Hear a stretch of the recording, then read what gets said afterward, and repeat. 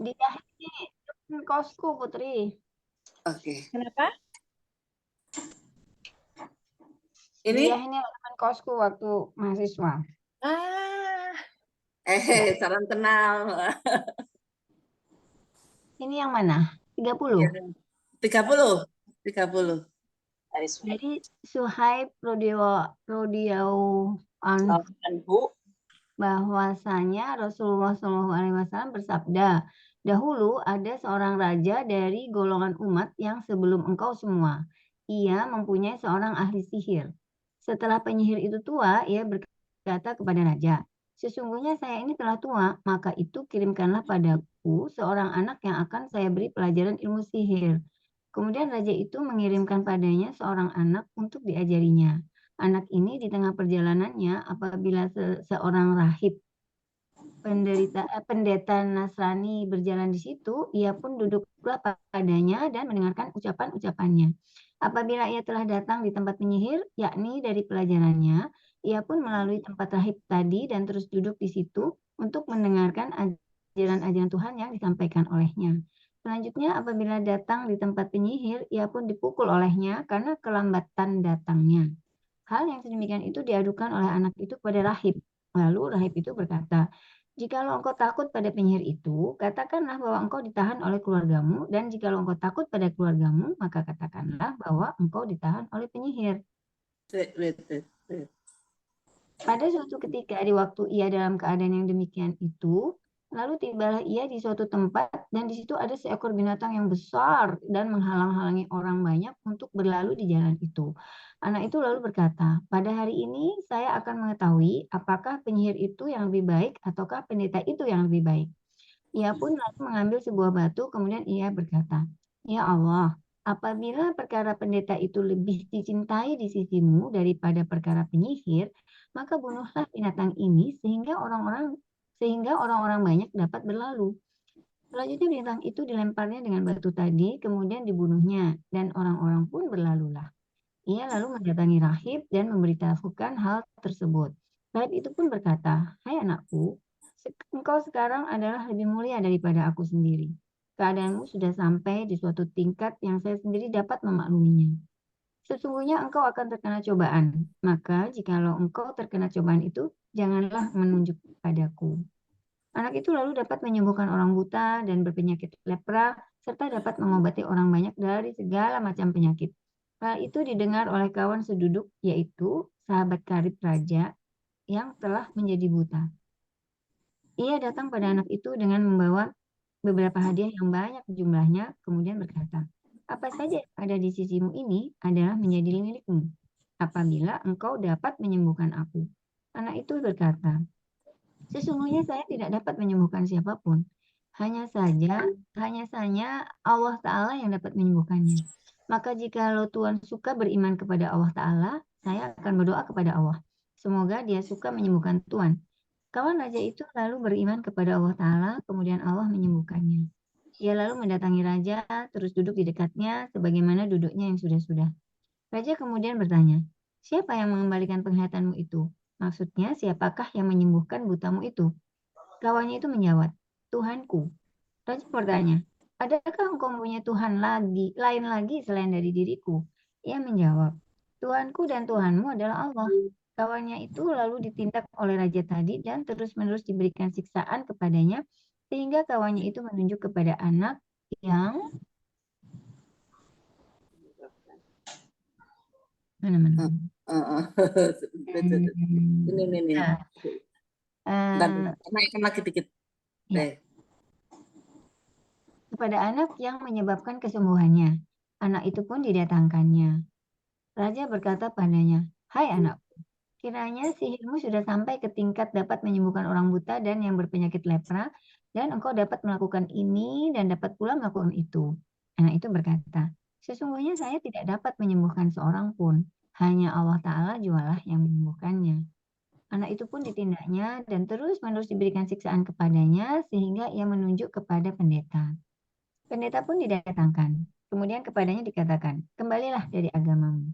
Maksudnya supaya meninggalkan agama Nasrani dan beralih menyembah raja dan patung-patung. Pendeta itu enggan mengikuti perintahnya. Raja meminta supaya diberi gergaji, kemudian letakkanlah gergaji itu di tengah kepalanya. Kepala itu dibelahnya sehingga jatuhlah kedua belahan kepala tersebut. Selanjutnya didatangkan pula kawan secucu raja dahulu itu, lalu kepadanya dikatakan, kembalilah dari agamamu itu. Ia pun enggan menuruti perintahnya.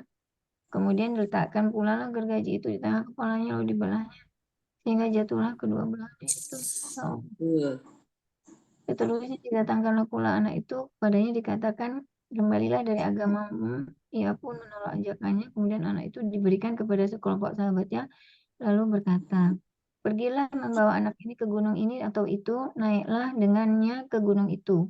Jikalau engkau semua telah sampai di puncaknya, maka apabila anak ini kembali dari agamanya, bolehlah engkau lepaskan. Tetapi jika tidak, maka lemparkanlah ia dari atas gunung itu.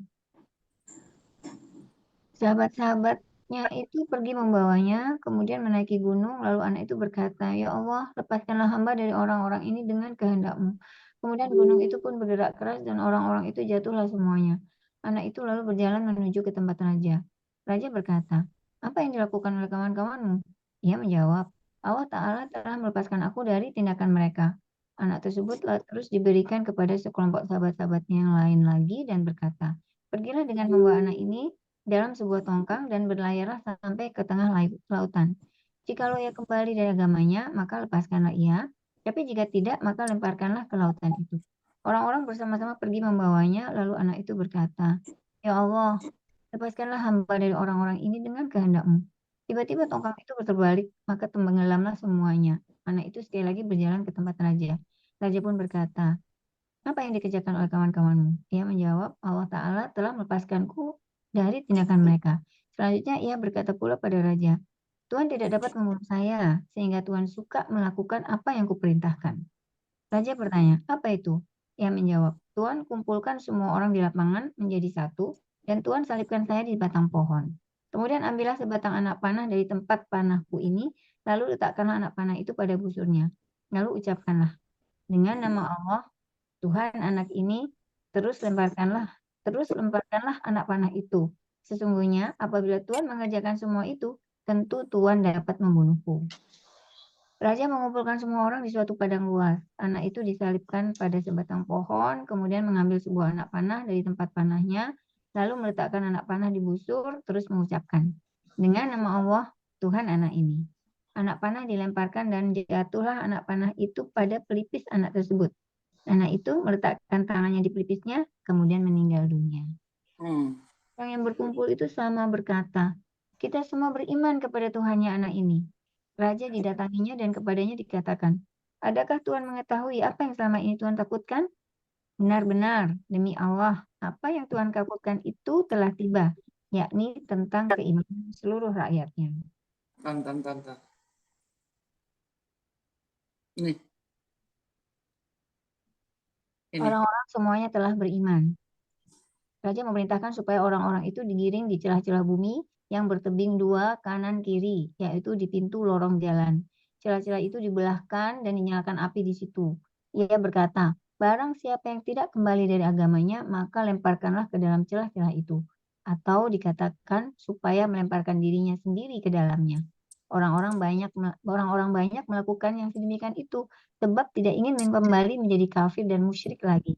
Hingga ada seorang wanita yang datang dengan membawa bayinya. Wanita itu agaknya ketakutan hendak menceburkan diri ke dalamnya. Bayinya itu lalu berkata, hai ibunda, bersabarlah.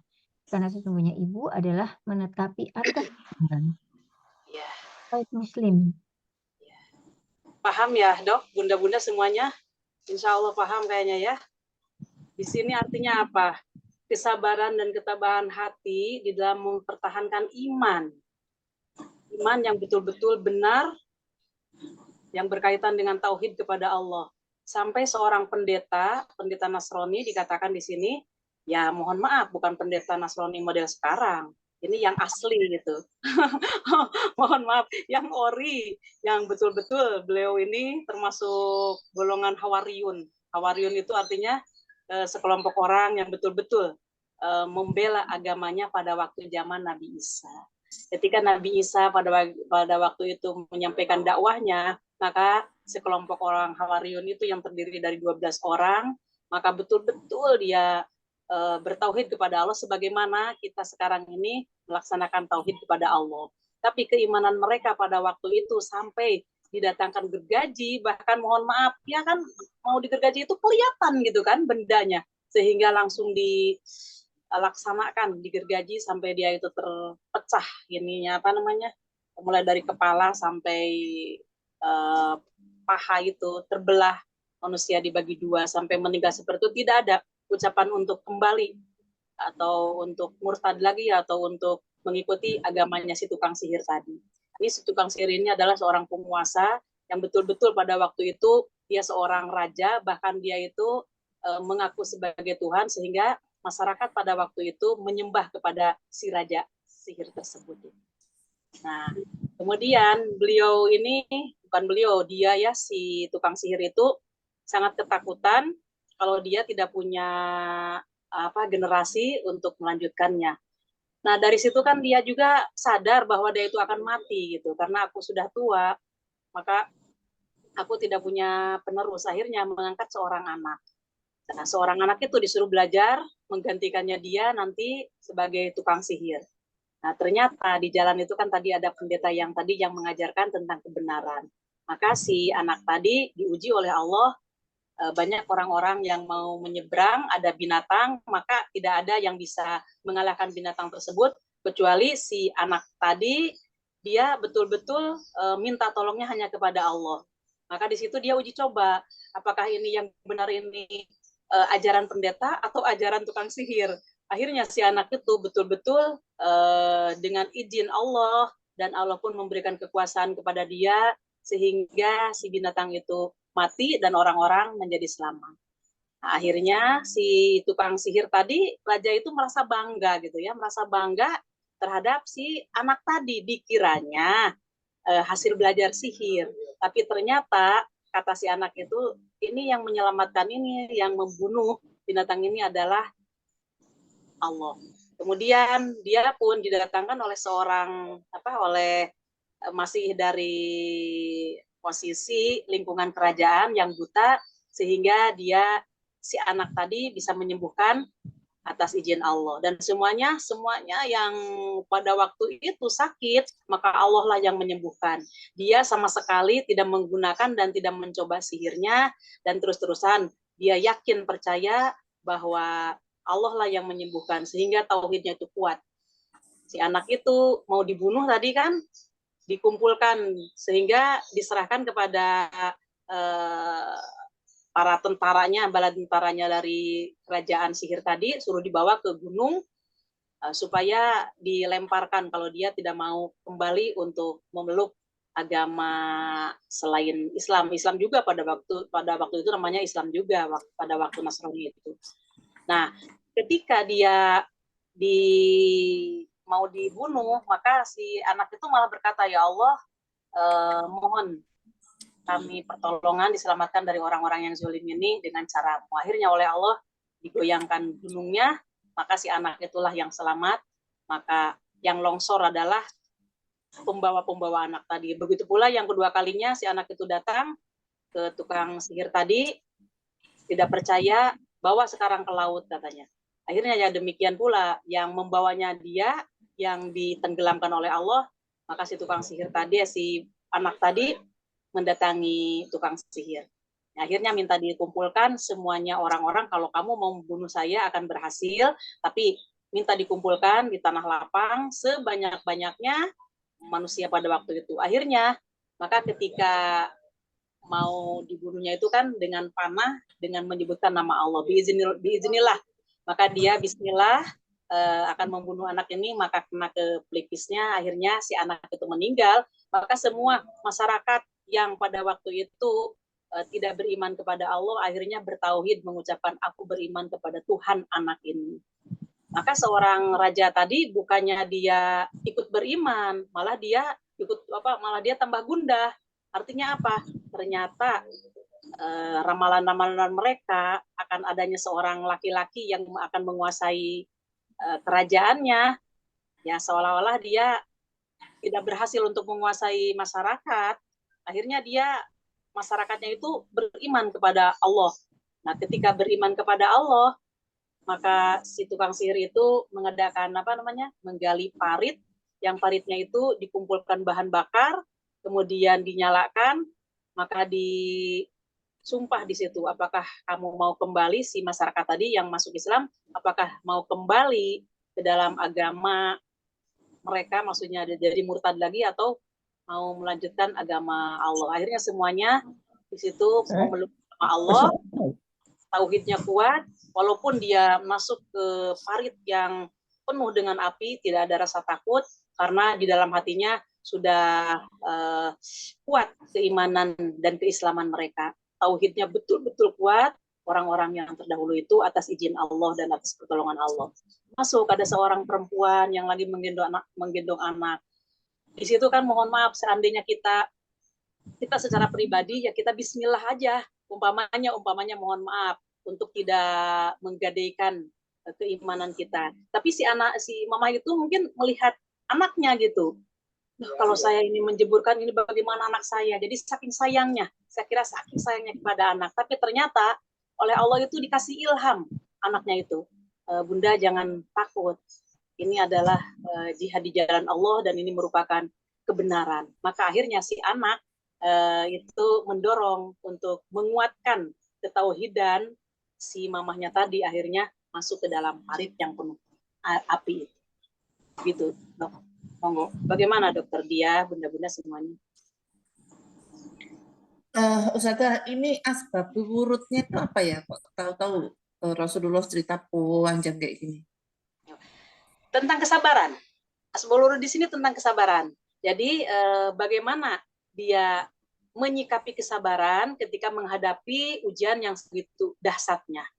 Nah, di situ mempertahankan iman dan mempertahankan kebenaran yang tiada taranya. Jadi ketika Allah memberikan hidayah kepada orang tersebut, walaupun dia dalam keadaan menghadapi ujian yang sangat dahsyat seperti itu, maka dia tetap dalam keadaan tabah dan sabar, berani mati dengan apa namanya, dengan niat karena Allah dan betul-betul yakin bahwa akhirat itu lebih baik bagi dia. Itu asbabun nuzulnya tentang kesabaran dan keimanan mereka. Oh iya, Maksudnya iya. sabar dalam siksaan gitu ya Ustazah? Ya, tadi kan ujiannya itu kan, ujiannya menghadapi si orang tukang sihir tadi. Tukang sihir itu kan mengancamnya seperti itu kepada pendeta tadi dengan digergaji. Maka kan diperlihatkan kan gergaji semuanya, kamu akan diancam gitu kan. Akhirnya digergaji pun dia, si pendeta tadi tidak ada ucapan untuk saya kembali ke dalam kekafiran. Jadi semuanya tabah menghadapi ujian yang sangat dahsyat tersebut. Nah, kalau sekarang mungkin kamu mau masuk ke agama kami atau aku bunuh. Nah, walau alam kata-kata orang sekarang itu bagaimana? Nauzubillah, mudah-mudahan kita tidak diuji seperti itu. Oh, berat banget. Sebentar, yang kemarin tuh saya cerita seorang mualaf Cina itu, saya lupa itu, yang apa namanya, yang dia pemuka yang dulu pegang di depannya Masjid Istiqlal itu loh. Itu saya lupa. Itu kan beliau bilang ujian rata-rata, karena akhirnya kan beliau bukan berdakwah tapi lebih banyak mengislamkan orang gitu. Yang kita lihat itu setiap kali mu'alaf itu biasanya cobaan pertamanya itu harta gitu. Jadi lebih miskin apa kayak gitu. Nah, apakah maksudnya ini ya, kalau ini dia Islam tapi dengan diancam untuk dibunuh aja mereka bertahan, apalagi kalau hanya soal dimiskinkan begitu ya? Iya, perbandingan jauh dong. Ini lebih dahsyat dan ini perbandingannya tiada tara gitu. Menurut pandangan saya secara pribadi, kan langsung diancam dibunuh gitu kan. Dengan cara alat-alatnya itu ditunjukkan yang luar biasa gitu. Tapi dia tetap untuk memegang tauhid kepada Allah. Nah, yang itu pun termasuk dakwah. Yang Cina kemarin itu yang diceritakan dokter yang di depan Istiqlal itu termasuk dakwah itu. Islam kan itu termasuk dakwah. Iya. Ya, kadang kalau ngelihat fenomena zaman sekarang ini kan ketakutan akan miskin itu kan luar biasa banget. Saya Ya. tadi itu naik Grab itu, si Grabnya itu cerita orang cari harta itu setengah mati. Maksudnya ada aja caranya itu sampai menawarkan tubuhnya. Jadi katanya banyak sekarang itu saya ditawarin cewekku gitu loh. Gitu. Bapak mau telepon saya tapi transfer dulu 200. Terus ngapain? Untuk melihat cewek itu telanjang begitu. Segitunya gitu loh ya. Jadi kalau ini perbandingannya itu dibunuh sama yang sekarang itu perbandingannya cuma masalah harta, harusnya masalah harta itu menjadi sesuatu yang kecil begitu ya.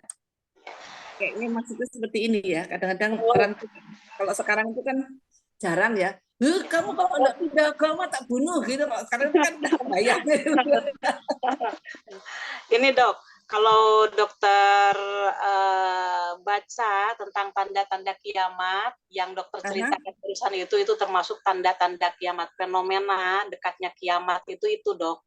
Jadi itu termasuk tandanya. Artinya perjinahan itu marak dan sudah tidak ada dinding lagi.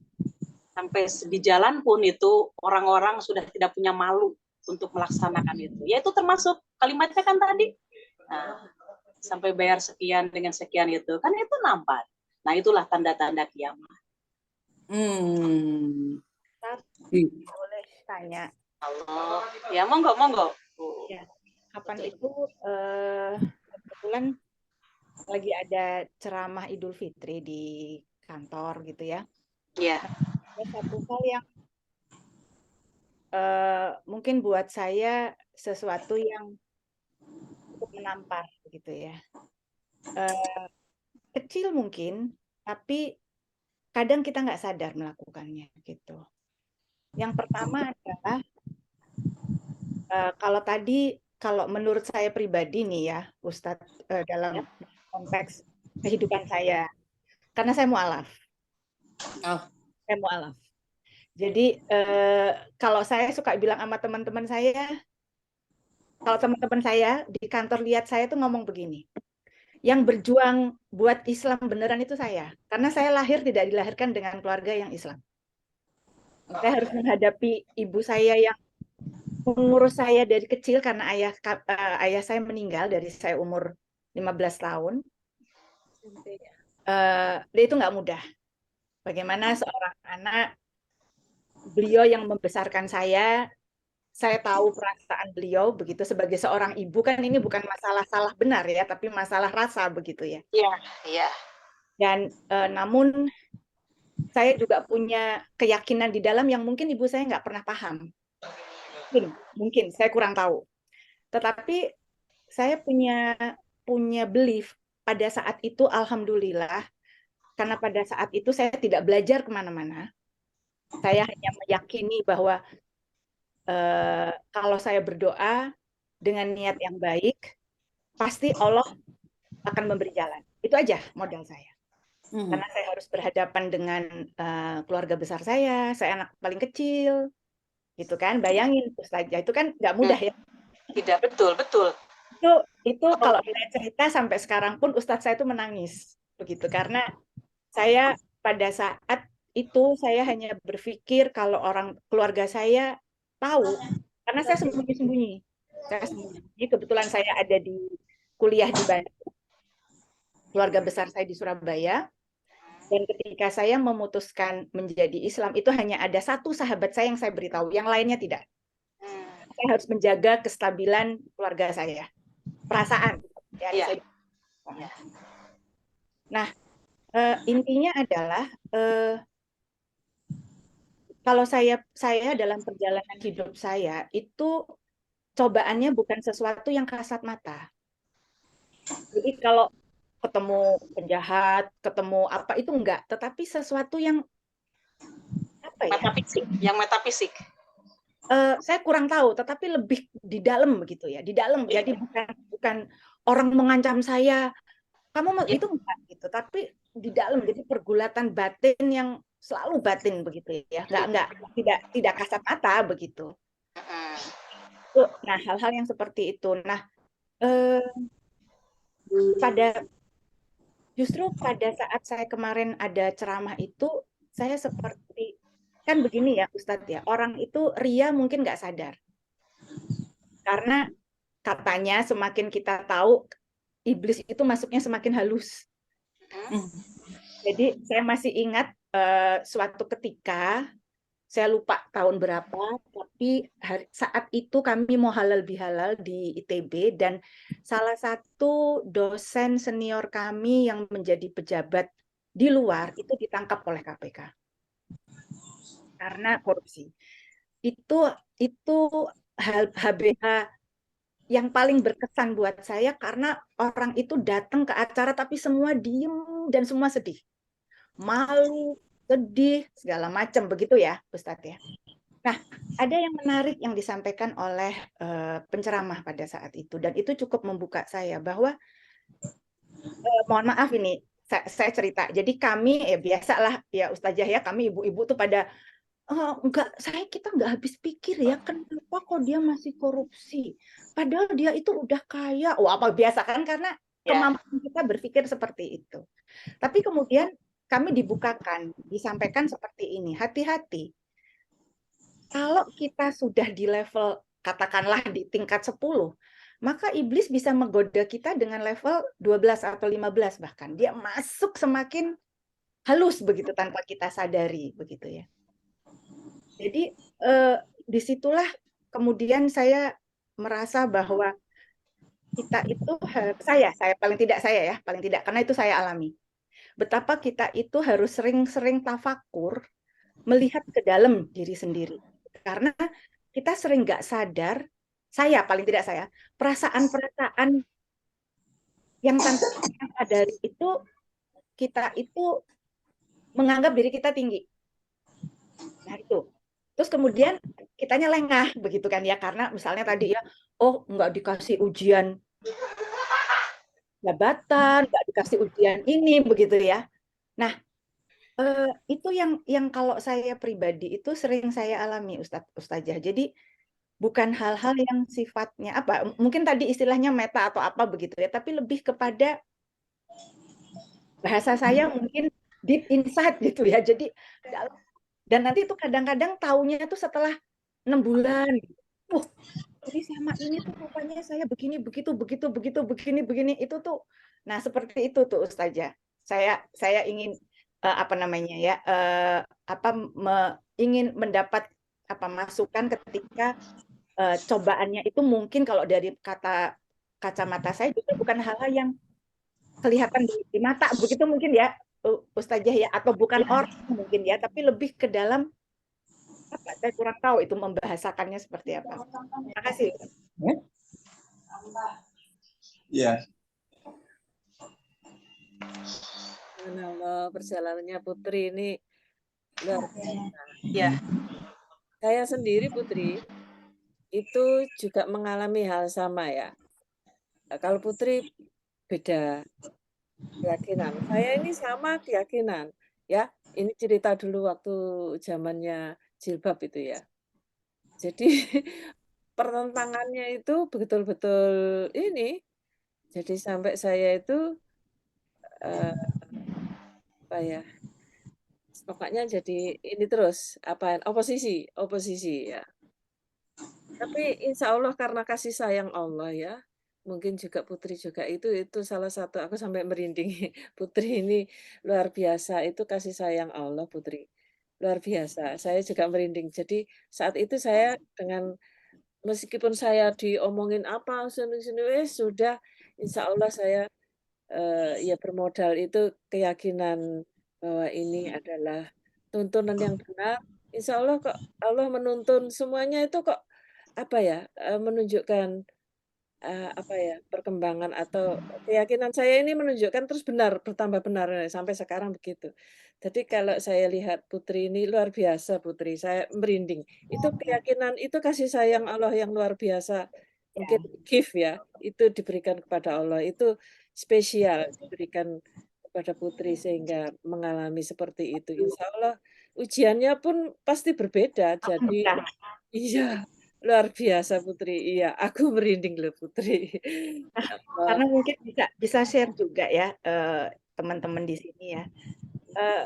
Kebetulan di keluarga bukan kebetulan karena saya yakin tidak ada yang kebetulan di dunia ini. Kalau itu sudah merancang sampai sekecil-kecilnya gitu, pertemuan kita, perpisahan kita, apapun itu sudah dirancang. Ya. Jadi tidak yang kebetulan. Buat saya itu prinsipnya. Nah, di keluarga saya itu ada 2 yang mu'alaf. Kalau Wiwin tahu. Yang pertama itu beliau pindah karena menikah. Sementara saya sebelum menikah udah pindah kan, jadi orang tua itu aja waktu pindah itu sudah ribut, orang keluarga besar saya itu udah ribut. Nah terus saya waktu itu masih SMA. Terus pas saya kepengen pindah kan saya mikir gini, ini orang tua mikirnya pasti saya gila ya. Orang belum menikah aja udah pindah gitu kan. Ini bahasanya apa? Pemikiran manusia lah. Kalau tidak ada yang bawa, ya. Ya. Jadi saya itu sholat itu sembunyi-sembunyi. Sholat itu sembunyi-sembunyi. Karena saya menjaga perasaan. Nah, di keluarga saya itu ada 2 yang mu'alaf. Tapi keluarga besar saya, ibu saya terutama, nggak cocok sama kakak itu. Nggak cocok. Jadi marah-marah gitu. Ya, mohon maaf nih ya, ini saya share aja. Karena itu saya pikir itu pengalaman yang menurut saya nggak semua orang mungkin mengalami. Begitu ya. Betul, betul. Saya, ibu saya tuh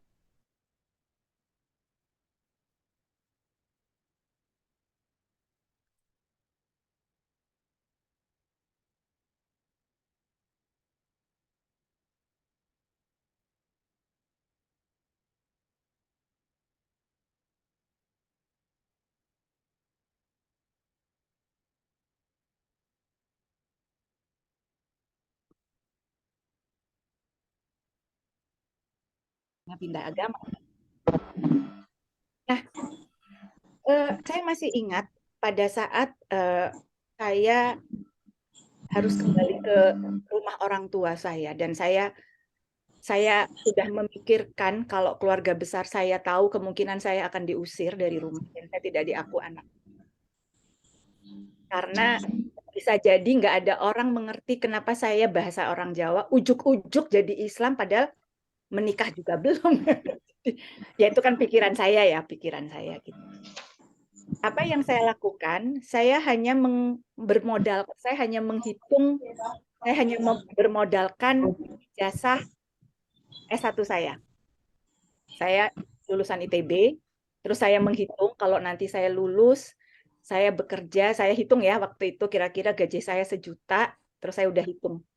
Saya kos 350, cukuplah saya hidup gitu. Tapi saya tidak marah gitu karena saya memahami perasaan orang-orang di sekitar saya. Tidak perlu saya mempertentangkan you right, I'm wrong, you're wrong. Nggak penting gitu ya. Tapi saya harus menunjukkan bahwa saya memahami perasaan mereka. Itu prinsip saya pada saat itu. Ya udah, saya nggak mau argue, tapi saya tetap ya namanya juga dak-dikduk. Kalau ketahuan aku diusir gimana cerita ini ya. Pokoknya ijazah itu saya pegang terus. Nah, suatu ketika saya lagi main ke rumah teman, tiba-tiba ibu tuh telepon. Zaman itu kan nggak ada main ke rumah Tuti itu, Dr. Wiwin. Tuti pun nggak tahu kalau saya sudah mu'alaf. Dia nggak tahu, karena kalau ada teman saya nggak pernah sholat, saya diem aja. Karena saya menjaga rahasia, namanya juga menjaga rahasia. Nah terus saya ditelepon, saya udah merasa ini kayaknya ibu saya nelpon nyuruh pulang, ibu saya sudah tahu perasaan saya. Rupanya benar, saya sampai rumah, ibu saya menemukan mukena dan Quran di kamar saya. Padahal udah saya sembunyiin kok ya nemu. Terus ibu saya hanya bilang, ini apa? Gitu. Dan saya nggak perlu jawab. Untuk apa saya jawab? Ibu saya udah tahu. Nah, ibu saya tuh godmother Ustazah, karena beliau membesarkan 4 anaknya seorang diri. Karena ayah nggak ada. Alhamdulillah kami semua jadi, kakak saya pertama di kedokteran, yang nomor 2 di kedokteran tinggi, yang nomor 3 ITS, terus saya di Bandung. Perjuangan seorang ibu gitu ya. membesarkan anak seperti itu. Kemudian, jadi kami menganggapnya godmother. Beliau adalah godmother. Iya. Tapi beliau itu nggak marah, hanya mengatakan, kenapa kamu pindah? Hanya mengatakan, dan saya nggak jawab, saya diam aja. Saya udah nunggu. Habis ini saya diusir nih. Tapi nggak diusir sampai sekarang. Hanya kira-kira seminggu atau 2 minggu tuh beliau diem. Mungkin beliau juga berdialog dengan dirinya begitu ya. Beliau diem, tapi beliau tetap meladeni saya. Jadi kalau saya berangkat kerja, beliau pagi-pagi menyiapkan sarapan. Karena memang kita nggak punya pembantu, jadi beliau tahu seperti itu. Jadi di situ saya seperti dibukakan sesuatu yang sekeras batu pun itu bisa lunak, gitu. Ya, boro-boro ngomongin jilbab, ngomongin saya pindah agama aja udah seperti itu perjuangan. Saya haji pun perjuangan juga, gitu. Tentang habis-habisan. Karena ajar beliau nggak paham. Ini kok anak masih kecil ditinggal. Kiranya orang tua kan gitu ya Ustazah ya. Gitu ya. Sampai saya nggak berani minta beliau jaga anak saya. Saya nggak berani. Karena saya merasa beliau tidak setuju. Ibu Jadi, masih ada? Mama masih ada sekarang? Ayah, Mama udah meninggal setahun yang lalu. Sempat masuk Islam? Enggak. Tapi beliau, kalau beliau gundah, beliau telepon saya dan sering bilang, kamu kapan pengajian dulu? Doain ya. Doain kakak saya yang masih hidup misalnya. Jadi saya hanya melihat bahwa perbedaan sikap atau perasaan ibu saya kepada 2 anaknya yang mu'alaf. Begitu. Sehingga saya menyimpulkan bahwa satu-satunya cara hidup itu segala sesuatu harus dihadapi dengan lembut. Karena ketika lembut, keras apapun hati seseorang, itu dia akan lembut. Jadi saya menghadapi ibu saya dengan saya mu'alaf, itu dan ibu saya bersikap kepada saya itu berbeda kalau ibu saya berhadapan dengan kakak saya yang mu'alaf juga. Kenapa? Karena mohon maaf kalau saya katakan ini ya Ustazah, saya share aja gitu. Beliau itu memang kalau berhadapan ya bicaranya salah benar. Sementara kalau saya, oh iya, gitu kan. Jadi tidak mau menunjukkan bahwa kita berbeda, seperti itu ya. Jadi mungkin ibu saya jadi berguru ke Putri nih, wah. Karena bagaimanapun juga keluarga saya tuh beragam. Tentu saja Allah tidak inginkan sesuatu yang sudah rukun berantakan hanya karena kita tidak bisa mengelola emosi kita. Jadi itu yang saya pegang selalu, Ustaz. Kami besar dalam keluarga, ada yang Hindu, ada yang Muslim. Anak-anak saya punya hubungan darah, kan mereka harus hidup rukun. Bagaimana mengajarkan mereka seperti itu ya, agamamu, agamaku, tapi hidup damai begitu loh. Ya. Mungkin itu yang bisa saya ingin share begitu, karena yang saya rasakan ujian saya ya naudzubillah min dzalik ya, kita juga nggak berharap, tetapi lebih banyak sesuatu yang mungkin bahasa saya itu justru tidak kelihatan begitu, tapi di dalam itu sebenarnya perang batinnya tuh wah gitu, orang di luar nggak kelihatan itu, tapi di dalam tuh perang batinnya berkecamuk terus. Demikian mungkin sharing saya. Apa yang dialami oleh Bu Putri itu mirip-mirip dengan sejarahnya Nabi Ibrahim. Ibrahim menghadapi ayahnya Azar, bahkan mohon maaf, kalau Nabi Ibrahim itu kan beliau diangkat sebagai Rasul, dari itu ilhamnya langsung, wahyunya langsung pada Nabi Ibrahim. Jadi Nabi Ibrahim ketika mencari Tuhan itu bukan bertanya kepada siapa, bukan ajakan kepada siapa, tapi di situ mengikuti langkahnya dia secara manusiawinya, dia mencari-cari karena memang Allah sudah menentukan fitrah di dalam hati manusia. Wa iza auzubillahi minasyaitonirrajim wa iza akhadha min bani adama min zuhurihim dzurriyyatahum wa asyhadahum ala anfusihim alastu birabbikum qalu bala syahidna, itu kan kalimatnya.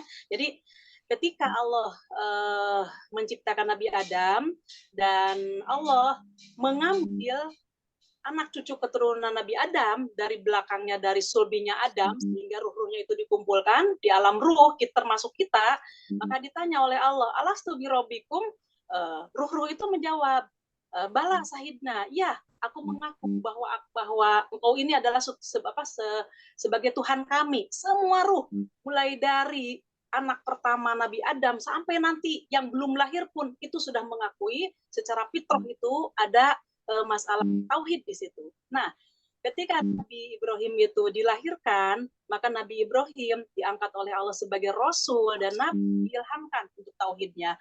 Maka enggak sekonyong-konyong ujuk-ujuk Nabi Ibrahim menyembah Allah, enggak kan. Jadi langsung mencari dan mencari, loh, jangan-jangan Tuhan itu adalah seperti ini, yaitu ketika melihat matahari. Loh, masa ada matahari tenggelam begitu di akhir senjanya? Loh, ini berarti bukan Tuhan.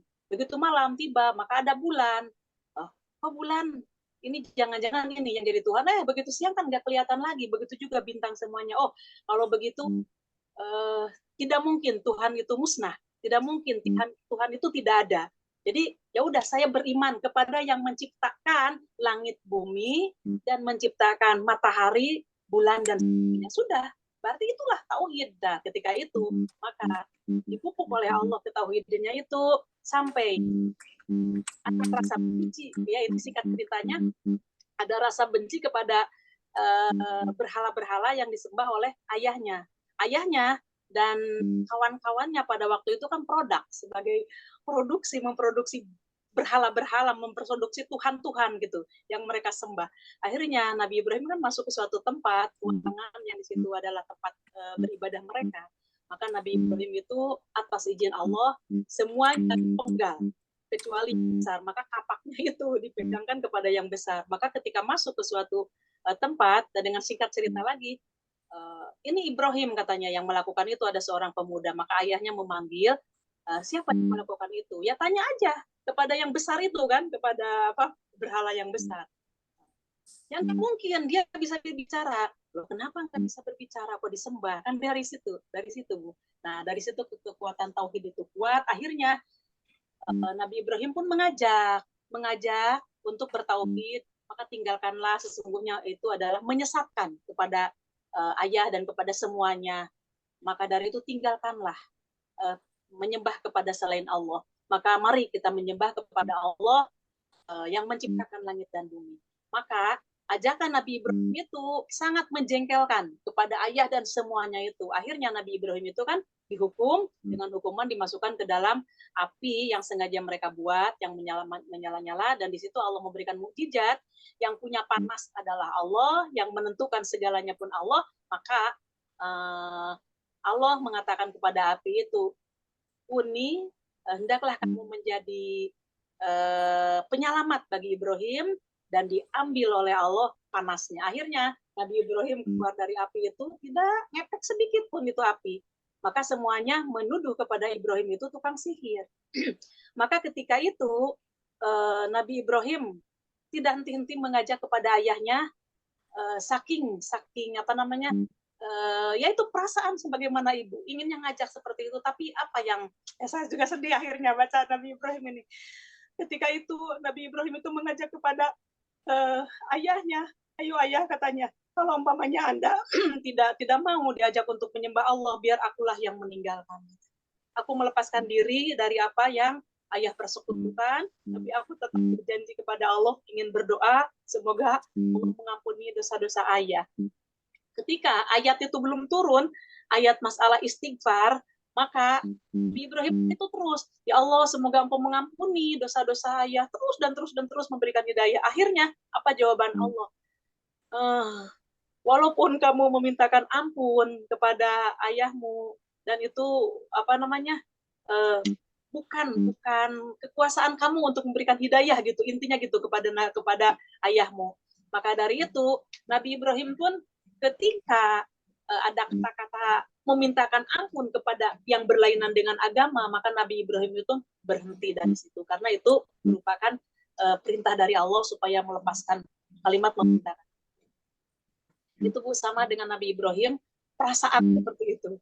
Ya akhirnya tetap Nabi Ibrahim dalam keadaan Islam dan sampai termasuk anak cucunya ya, termasuk Nabi Muhammad ini, ayahnya itu sama sekali tidak menganut itu. Tapi ya tetap setelah doa itu tidak bisa nyambung karena sudah berlainan.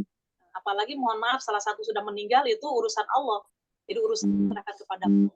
Adapun kalau umpamanya masih hidup keluarga kita yang di dalam berlainan tahu apa akidah dengan kita, ya kita berdoanya, ya Allah semoga Engkau memberikan hidayah. Bukan ya Allah semoga Engkau mengampuni. Nggak bisa itu sama sekali. Karena yang mereka sembah itu bukan Allah. Kalau mereka itu dia sudah dalam posisi akidahnya sama dengan kita, maksudnya tauhid kepada Allah, ketika mereka berbuat maksiat, mereka bisa mengatakan, ya Allah semoga Engkau mengampuni dosa-dosanya. Insya Allah Allah akan mengampuni. Tapi begitu kelainan akidah, itulah yang menjadikan sekat bagi kita antara dengan Muslim itu di antara.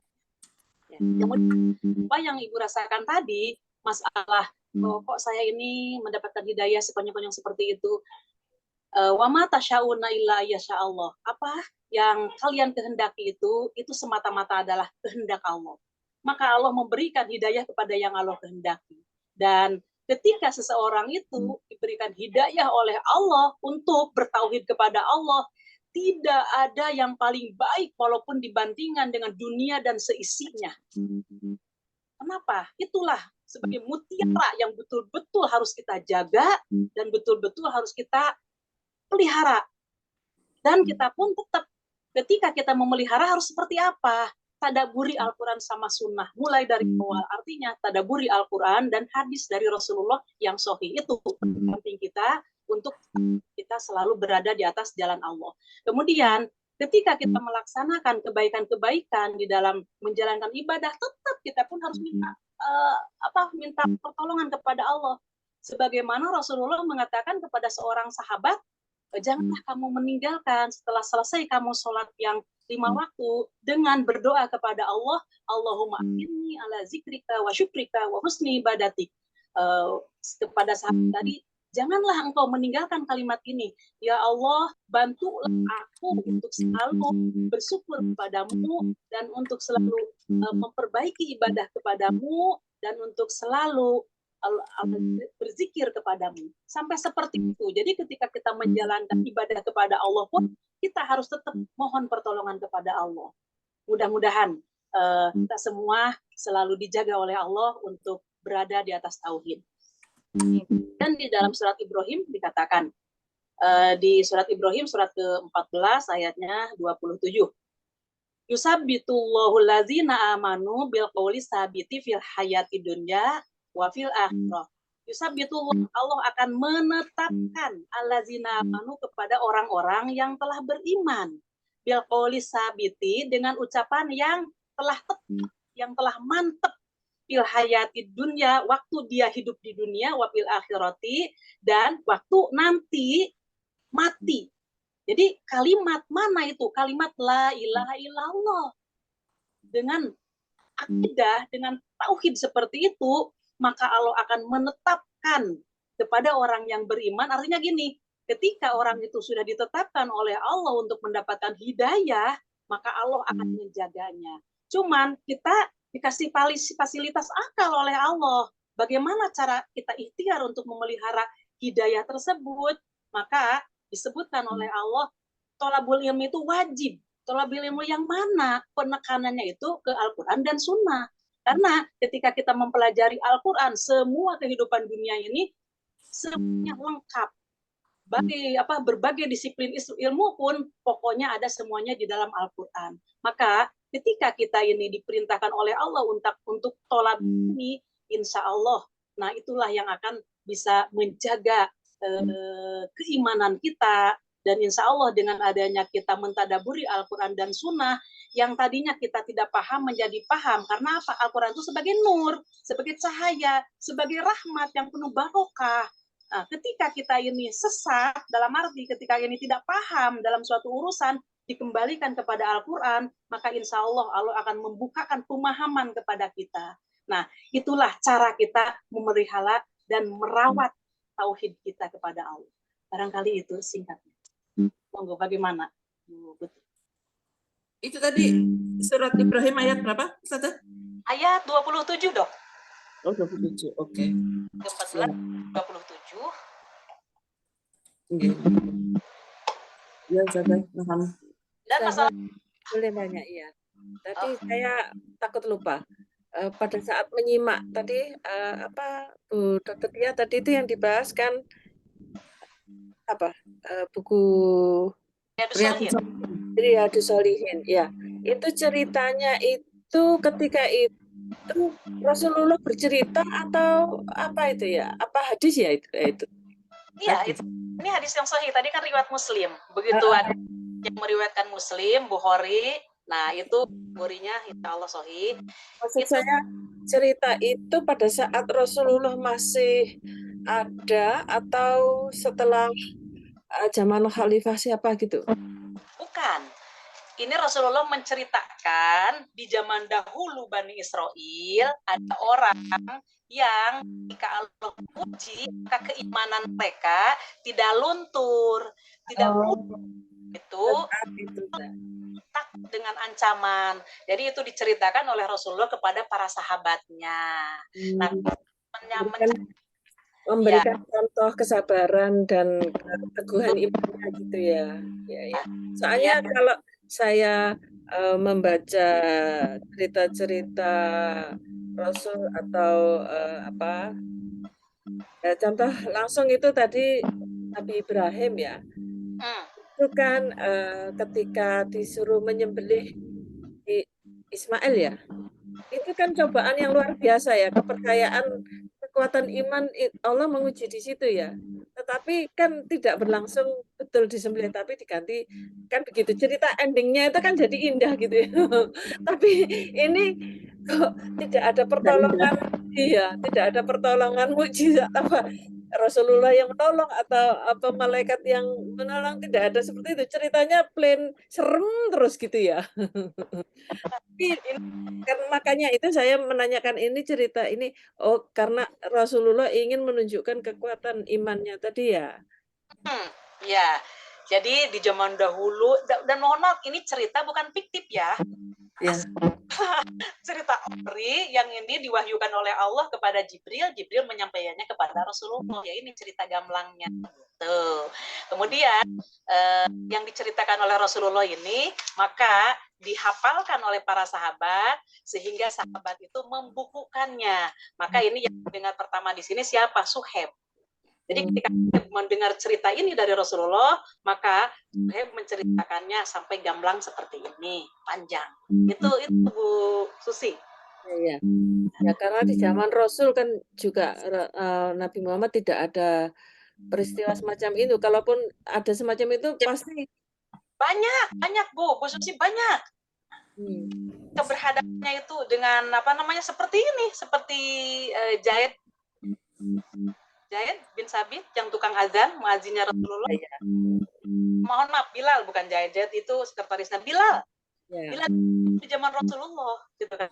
Nah, Bilal itu kan di lingkungan orang-orang musyrik itu sampai seolah-olah mau hancur gitu badannya. Supaya apa? Supaya mereka kembali untuk murtad gitu, untuk memeluk agamanya jahiliyah itu. Tapi Bilal di situ sama sekali lebih baik aku mati ketimbang aku kembali ke agama yang dia peluk dulu gitu. Itu ada banyak cerita sahabat-sahabat yang lain nanti ke depannya ada.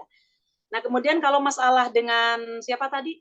Putranya Nabi Ibrahim Ismail itu korelasinya dengan masalah pelaksanaan ibadah.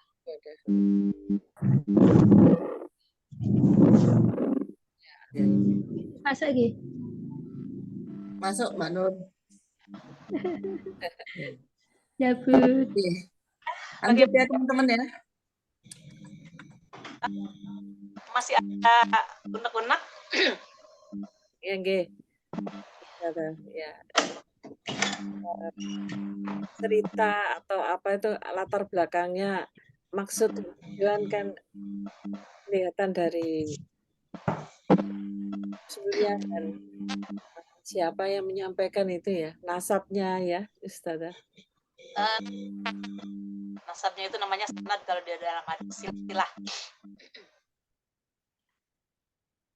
Monggo, bagaimana Bu Putri tadi? Ya betul Ustazah. Jadi saya juga banyak ini ya godaan itu kan selalu ada ya. Jadi pada waktu saya mualaf itu banyak juga di sekeliling saya itu orang-orang yang saya tahu mereka itu mualaf tapi kemudian 6 bulan itu balik lagi gitu. Kembali. Kenapa mereka bisa balik lagi? Karena mereka itu tidak memelihara tauhid tadi. Ketika orang itu dia mualaf, tapi dia tidak secara kapah di dalam tolab ilmi, artinya tidak mentadaburi Al-Quran sama sunnah, maka insya Allah itu akan pas atau izin Allah juga. Tapi izin Allah juga, karena mohon maaf ya, secara saya juga sebenarnya nggak berani mengatakan, tapi hadis mengatakannya seperti itu. Allah menciptakan neraka dan Allah menciptakan penghuni. Allah menciptakan surga dan Allah pun menciptakan penghuninya. Itu dari dalam hadis Muslim. Di bab takdir semuanya seperti itu. Ya, saya juga berpikir yang sama sambil menjaga hati ya Ustazah ya. Jangan sampai kemudian saya merasa orang-orang terpilih itu kan merasa itu aja udah tidak bagus ya begitu ya. Betul. Maka itu di dalam berbicara dihadirkan Allah supaya terpelihara dari kesombongan, terpelihara dari fitnah manusia. Padahal dalam hati kita kan inginnya tawadu dan juhud kepada Allah. Tapi ternyata boleh jadi penilaian orang itu dengan adanya kita seolah-olah seperti bangga gitu kan. Nah, maka yaitu khawatirnya fitnah dari orang, sombong banget, kitanya sendiri yang punya perasaan bangga saya lebih baik dari orang lain, kan itulah yang tanda-tanda orang yang dimasukkan oleh Allah ke dalam neraka itu kesombongan itu. Jadi dia yang dikatakan sombong itu dia tidak mau menerima kebenaran dan dia selalu merendah kepada orang lain. Nah, seperti itu. Maka ketika kita punya sesuatu kebanggaan, kalau masalah rasa bangga manusiawi gitu kan, kita punya anak cantik, kita punya anak pintar dan umpamanya sukses semuanya pun ada rasa bangga. Cuman kebanggaan itu kita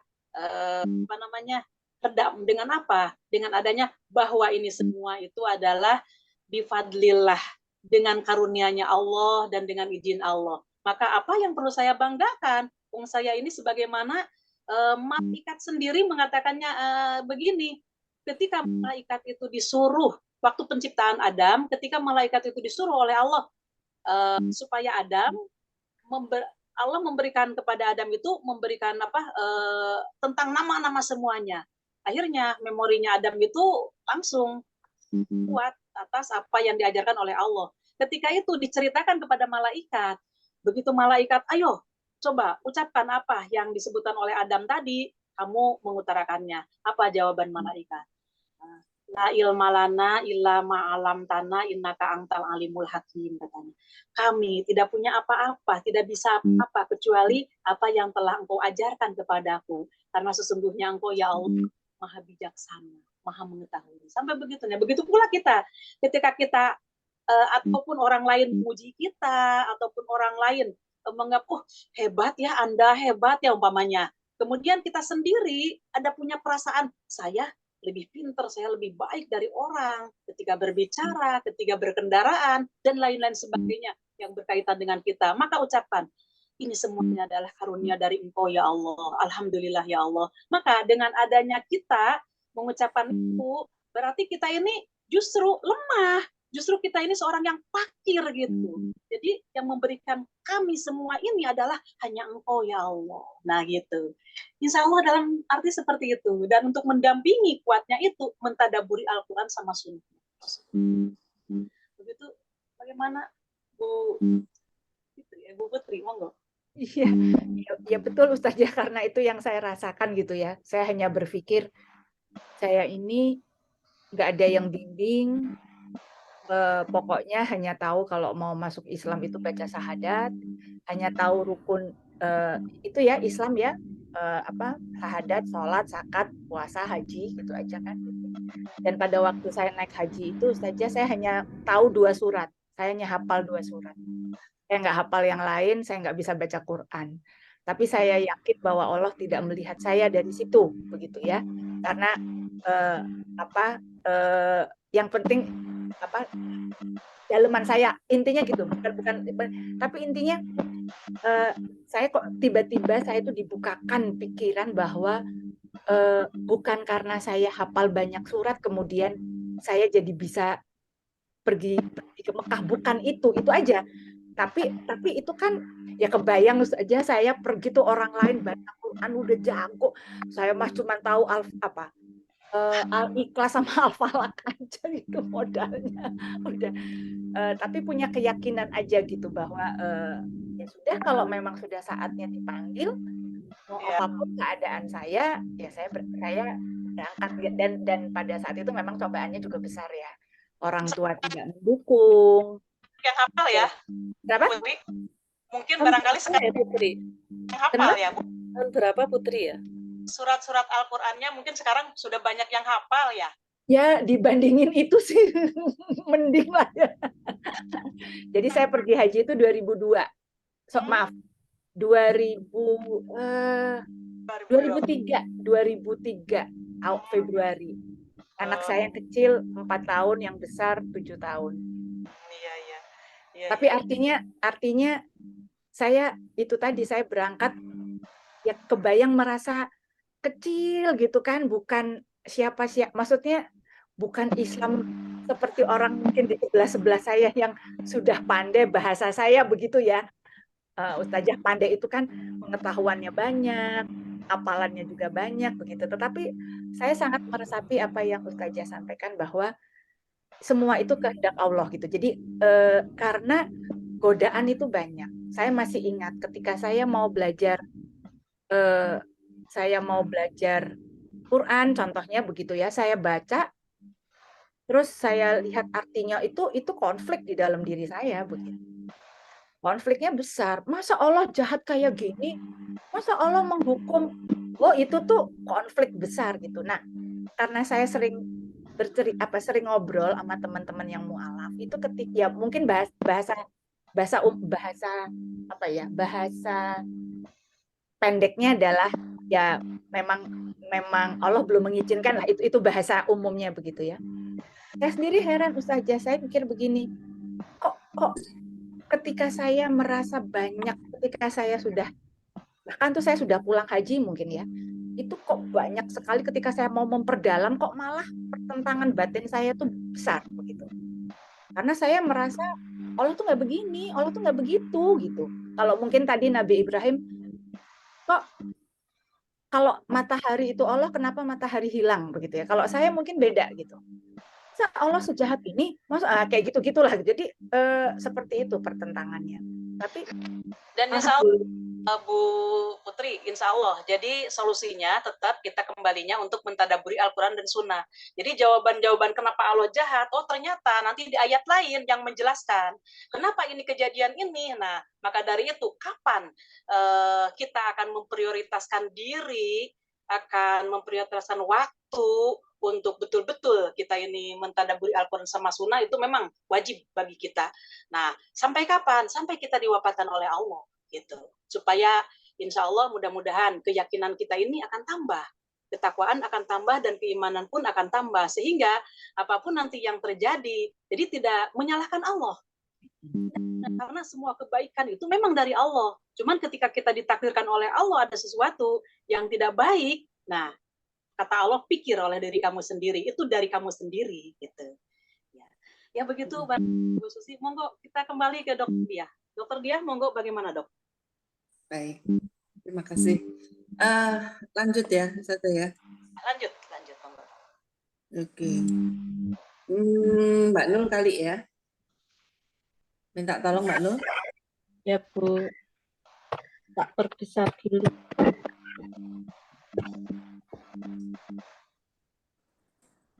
Tiga satu Bu.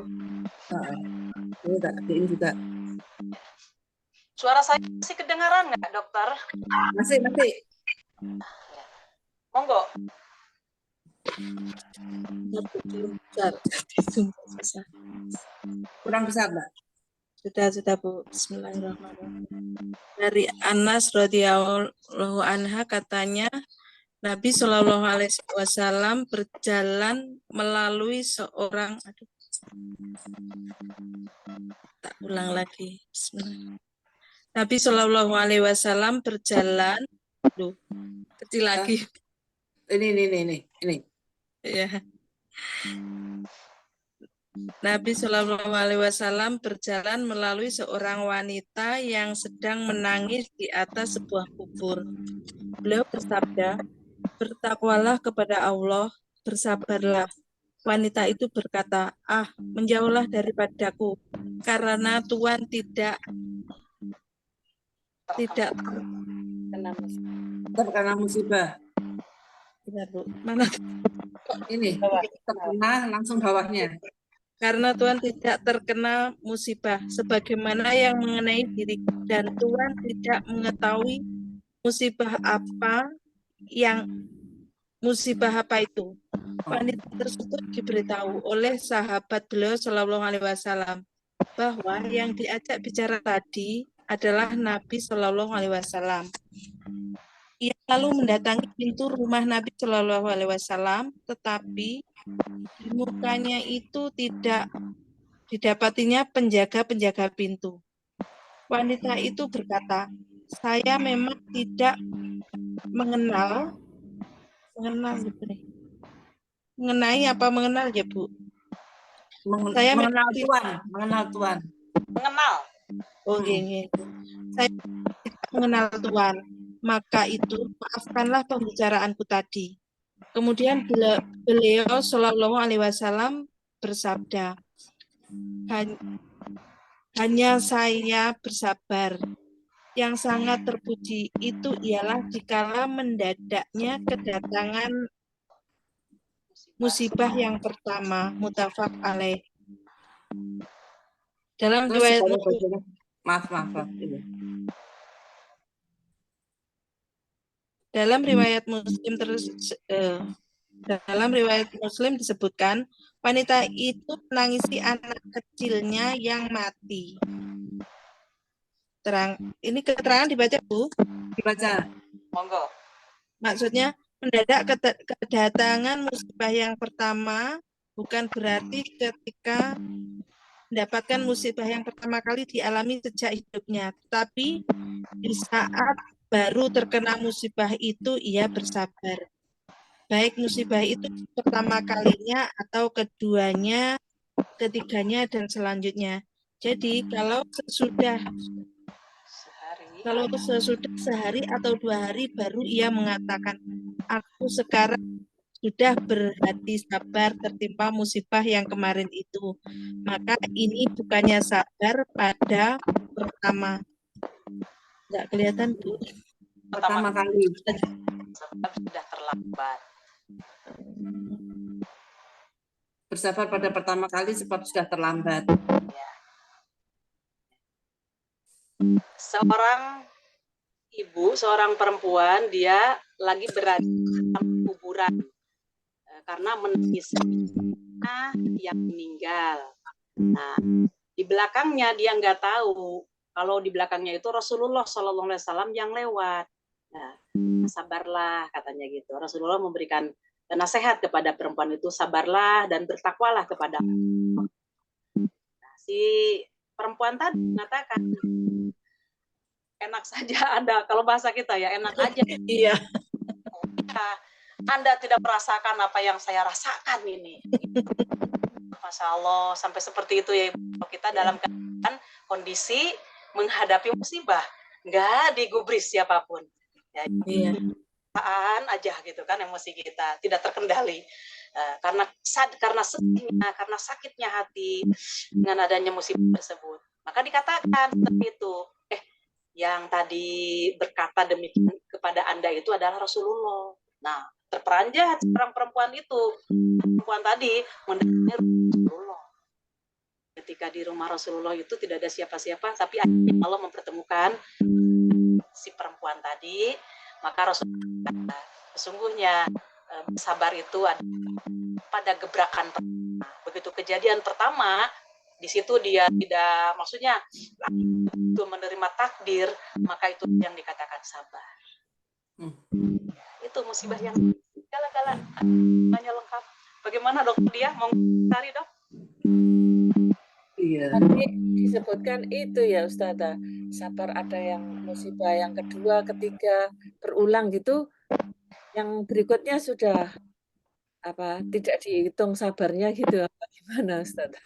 Kan, andainya ada musibah yang pertama sabar kan, kemudian kedua pun tetap sabar, cuman ketika yang pertamanya begitu ada kejadian itu menimpa pada saat itu, dia gundah, dia bingung dan dia nangisnya histeri. Nah, itulah berarti tidak sabar. Gitu. Mengatakannya begitu sehari kedua hari, sekarang ini saya sabar. Itu tidak sabar pula, gitu. Kejadian itu datang yang pertama, dia langsung itu ujian yang sesungguhnya ya. Yang kedua, tiga sudah pinter mengatasinya.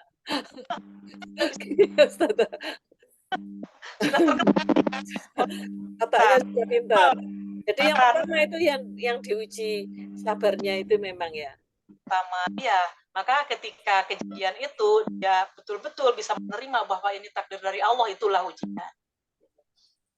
Ya itulah. Memang harus gimana ya? Harus kita ini harus dengan ilmunya lagi. Kan berat ya Bu, ya Ustazah ya kan, tatkala kejadian itu langsung ini takdir dari Allah, itu kayaknya kan berat. Pasti ini sakit. Langsung hati itu, gitu kan, seolah kayak gimana? Nah itu yang misalkan menyadarinya itu besoknya itu berarti yang kurang sabar itu yang seperti itu. Bukan. Jadi ketika dia kejadian pertamanya itu, nah kemudian dia bisa langsung menerima astagfirullahaladzim, innalillahi rajiun. Ya Allah, ini memang takdir darimu ya Allah, astagfirullah. Terus dia menyikapi. Tapi tidak karena masalahnya harus didampingi dengan ilmu. Maka kalimat wa inna ilaihi rajiun itu memang itu perlu penguraian yang betul-betul di situ.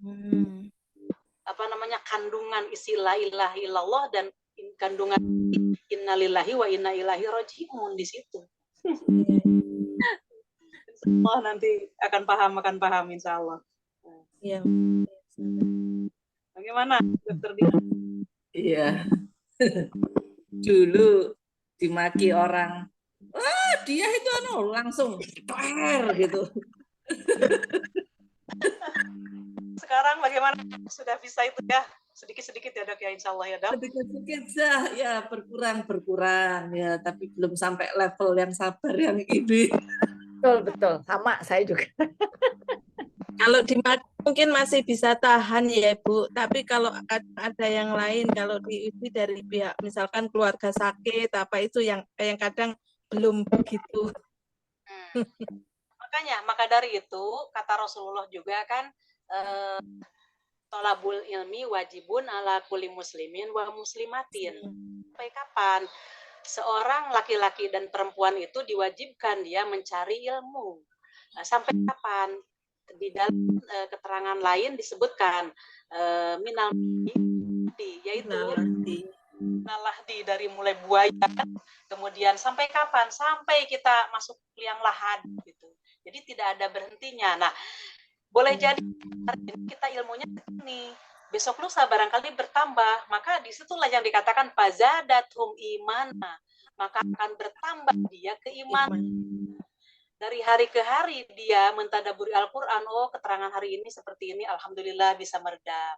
Tapi belum, kata dokter dia tadi, belum selepel. Belum level berapa paling tingginya. Nah, itulah yang dikatakan islahul amal. Apa arti itu? Amalan-amalan kita yang tadinya mungkin kita sabarnya ini levelnya sekian, nanti insya Allah kita akan mendapatkan level yang paling tinggi. Amin, amin. Gitu. Ustazah, mungkin ini apa? Mungkin dokter dia yang orang kedokteran ya. Jadi, kalau saya pengalaman saya kan begini.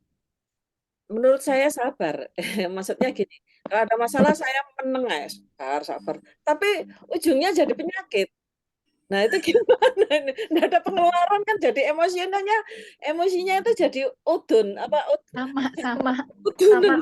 Sama. Nah, gimana? Kalau teorinya kedokteran kan emosi itu harus dikeluarkan. Nah, penyalurannya ini ini mungkin yang tolabul ilminya itu yang di situ ya. Nah, iya, sabarnya yang bagaimana ini? Sabar tapi batin, loro hati. Dan penyakit loh. Wira sabar, Sabar nggak ada batasnya. Lah berarti kan harus sabarnya itu ada bolongannya keluar. Harus ada penyalurannya kan gitu.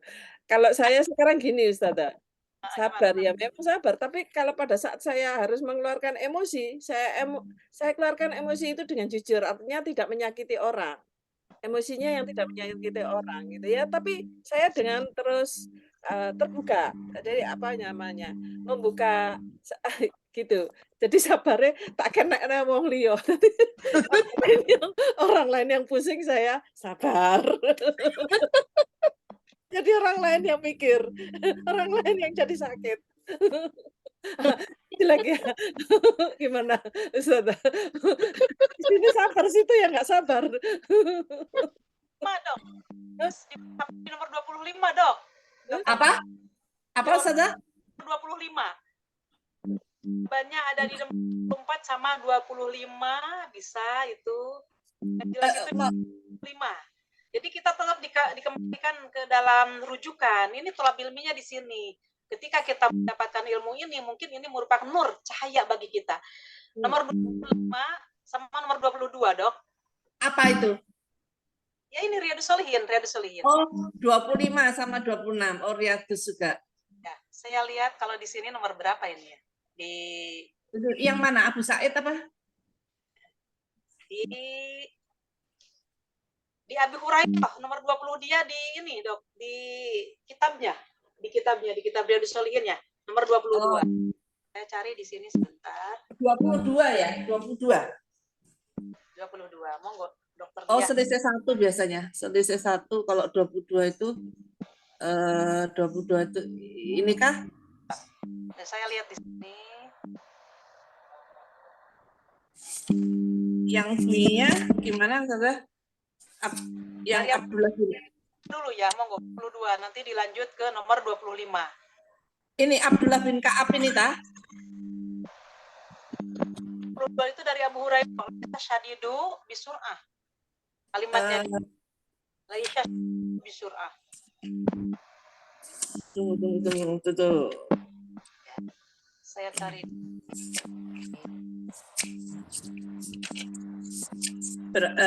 Kitab saya sama kitab Ustazah beda berarti ya?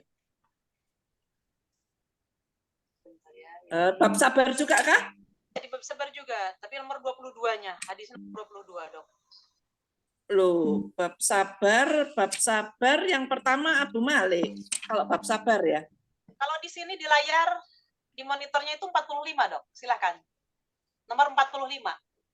Ini di sini. Di situ nomor 45. Oke, bentar.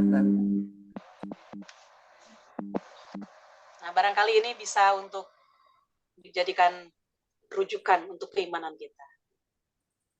Monggo, Bunda-bunda. Inikah Abu Hurairah ini? Monggo, dokter dia baca. Iya. Dari Abu Hurairah bahwasanya Rasulullah SAW bersabda, bukanlah orang yang keras, kuat itu dengan banyaknya berkelahi, Hanya saja orang-orang yang keras kuat ialah orang yang dapat menguasai dirinya di waktu sedang marah-marah. Itu aja. Allah. Ya. Langsung kena ini. Jelek begitu ya. Ulang. Baca ini nggak boleh sendiri, nggak boleh satu kali, bahkan ribuan kali. Tulis sampai menetap di dalam nurani kita. Jelas ya, jelas. Iya. Ya, Ustazah. Kalau diinjak kakinya orang itu bilangnya nun sewu nggih, menika tasnya dijampel gitu, sabar gitu. Tapi giginya sambil gegep. Susi. Guyon, sekalian guyon. Biar nggak ngantuk, Bu. Tapi Bu Susi, saya ngalamin itu, benar-benar ngalamin itu. Jadi saya merasa itu tadi ya, saya apa istilahnya tuh mendem ya. Iya. Jadi di depan itu, dan dampaknya terakhir itu pembuluh darah di mata saya yang kaca tuh ada yang pecah loh. Jadi karena dia itu tadi ya tidak bisa keluar.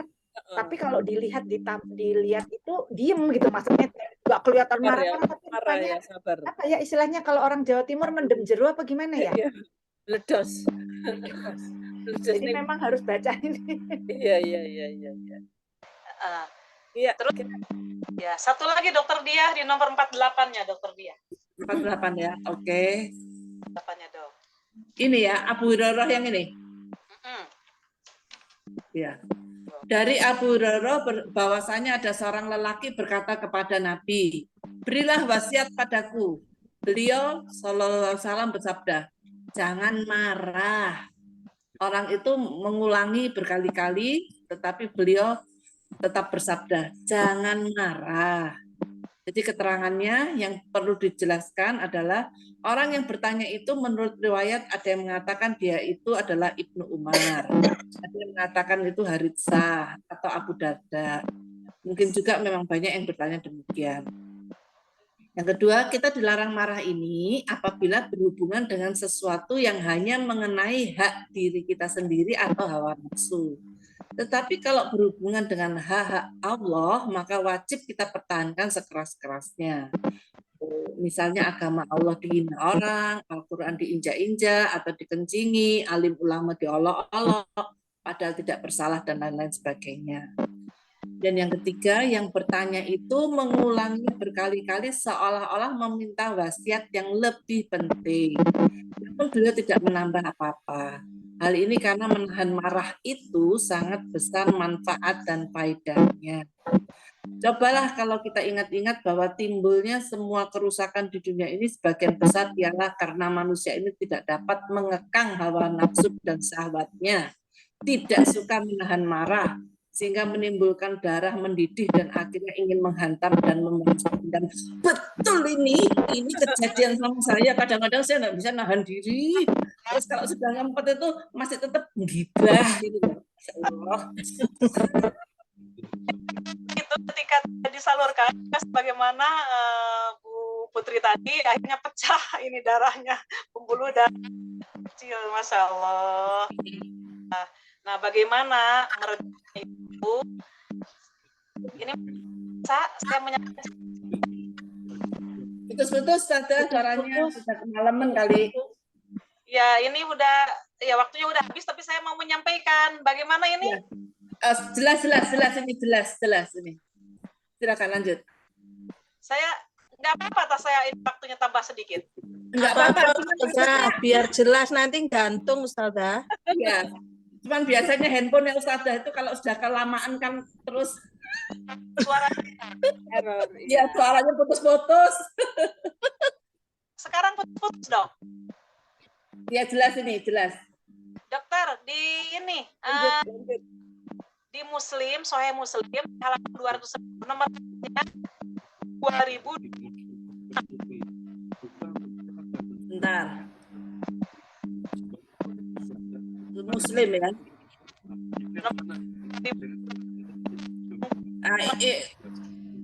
Enggak jelas nomornya Ustazah. 2205. 2.205. Sebentar. Oh alah. 2.205.